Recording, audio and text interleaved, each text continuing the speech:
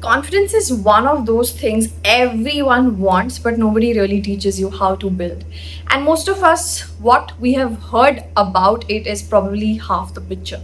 Today, I want to give you the full picture, not just the mindset, tips, but a holistic look at everything that actually contributes to how you feel confident.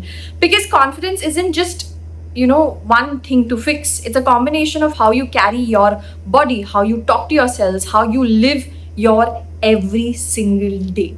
So let's get into 10 things that can make you genuinely feel more confident. Number 1, your body speaks before you do. Listen to it.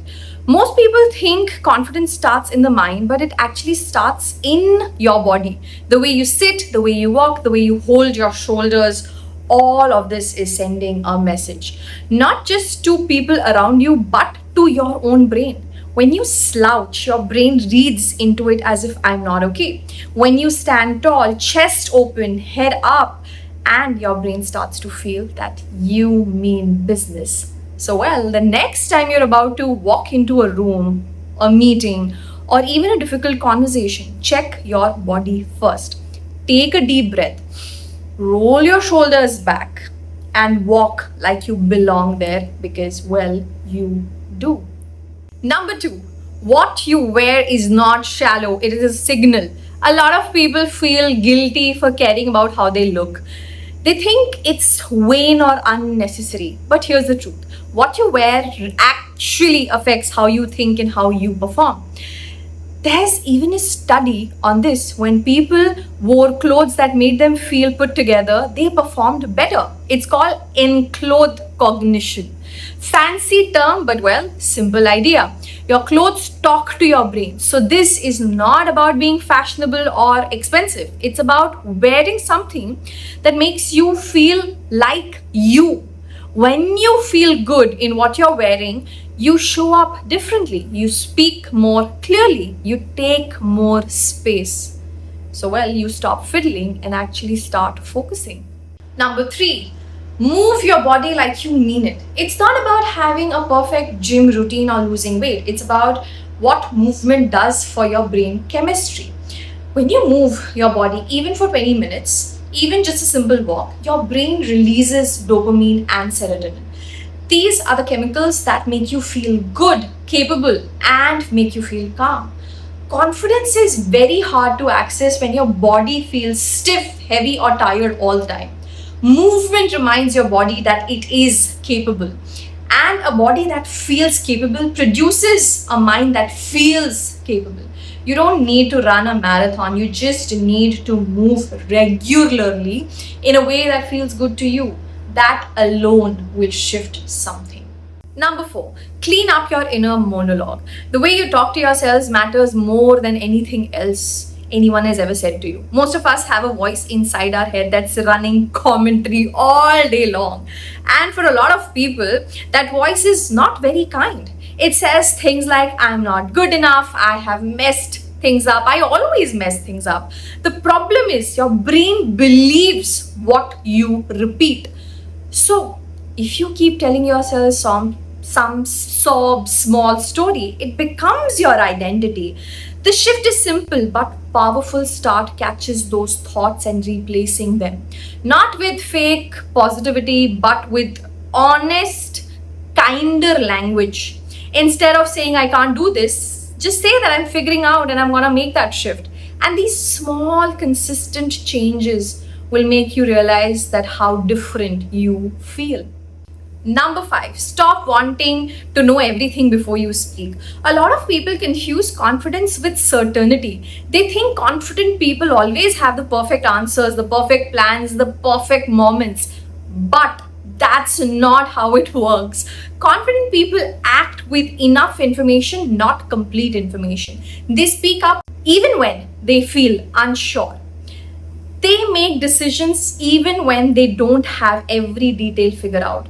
Waiting for perfect moments to find that you feel ready is actually a form of self-doubt in disguise. The more you wait, the louder your doubt becomes. So start practicing saying and doing things, the smaller things, take decisions fastly and let things happen.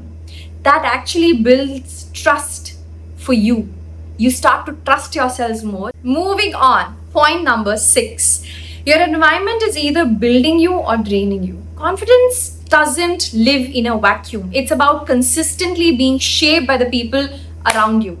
The space you spend time in, the content you consume every day. If you're surrounded by people who always complain, compare, or put people down, some of that energy is going to get into you too. Same with content that you scroll through. If your feed is full of things that make you feel not good enough and not very neutral about yourself, it's quietly going to chip away you. Start being intentional. Spend more time with people who make you feel capable and seen. Clean up your social media. Create a physical space that feels calm and like yours. Your environment is always teaching you something or the other. Make sure it's teaching you the right things. And we are on point 7. Competency creates confidence. So, well, keep learning. Here's something nobody tells you. A big part of confidence is actually just skills. When you get better at something, you naturally start to trust yourselves more. Think about the first time you tried something new, whether it was driving, cooking, public speaking. You were nervous because you didn't know what you were doing yet. But the more you practiced, the calmer you got. That's competency turning into confidence. So, well, pick one area of life, just one, and commit to getting better at it. It doesn't have to be dramatic. Read more, take courses, practice something consistently. Every small improvement tells your brain, I am someone who grows. And well, that belief can compound over time. Moving on, point number 8. How you treat your own commitments. This is one underrated and barely talked about. Every time you make a promise to yourselves and break it, your self-trust takes a small hit. Every time you say, I'll wake up early and you don't, I'll do this today and you don't, well, something inside of you is quietly noting it down.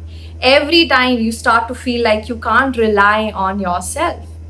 And that's very hard to feel confident when you don't trust yourselves.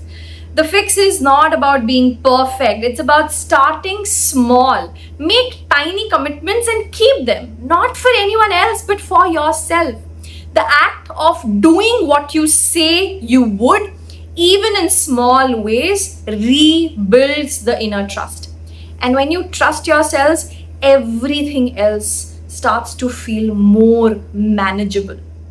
And the second last point, rest, sleep, recover, these aren't optional. Nobody talks about this in confidence content. They should. Because when you are sleep deprived and constantly running on empty, your brain really cannot function at its best. You become more reactive, more anxious, more self-doubting. Your ability to handle pressure drops. And when you can't handle pressure well, your confidence takes a hit. Rest is not laziness. Sleep is not a reward. They are foundations. When your nervous system is calm and your body is recovered, you think more clearly, you speak more clearly, and you show up more fully. Prioritizing your rest is one of the most vitally powerful things you can do for your confidence. So remember that. And last and the final point, know your non-negotiables. This is the deepest layer of confidence and one of the lasting things. When you know what you stand for, your values, your boundaries, what matters to you, you stop being easily rattled by what others think.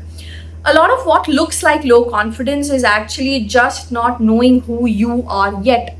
When you are unclear about who you are, what's your identity, every opinion from the outside world feels like a threat.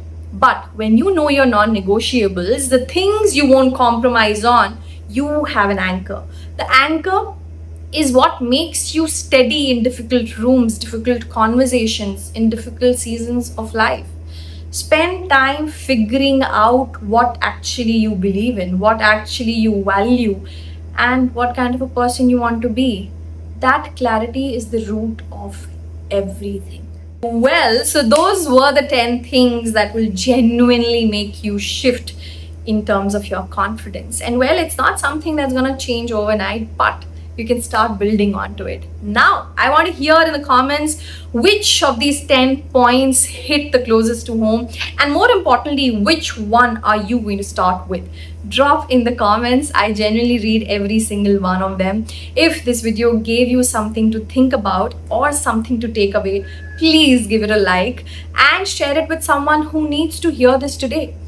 And if you're not subscribed yet, hit that button because, well, we talk about this kind of stuff here all the time.